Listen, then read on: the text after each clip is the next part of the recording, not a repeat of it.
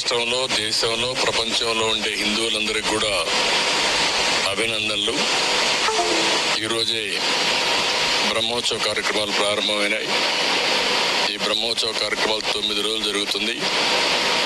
అనేక వాహనాల్లో స్వామివారు ఇక్కడంతా కూడా ఈ వీధుల్లో కూడా తిరిగే పరిస్థితి, ఊరేగింపు జరిపే పరిస్థితి వస్తుంది. ఒక పవిత్రమైన భావంతో ఇక్కడికి వచ్చే భక్తులే కాకుండా ప్రపంచం కూడా వాచ్ చేసే పరిస్థితిలో ఉన్నారు.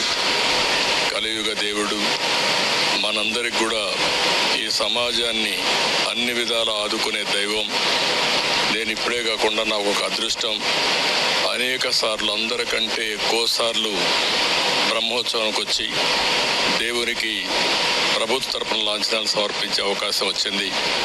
దీనికి నేను గర్వపడుతూ ఈ పవిత్రమైన రోజున మీ అందరికీ విజ్ఞప్తి చేస్తున్నా.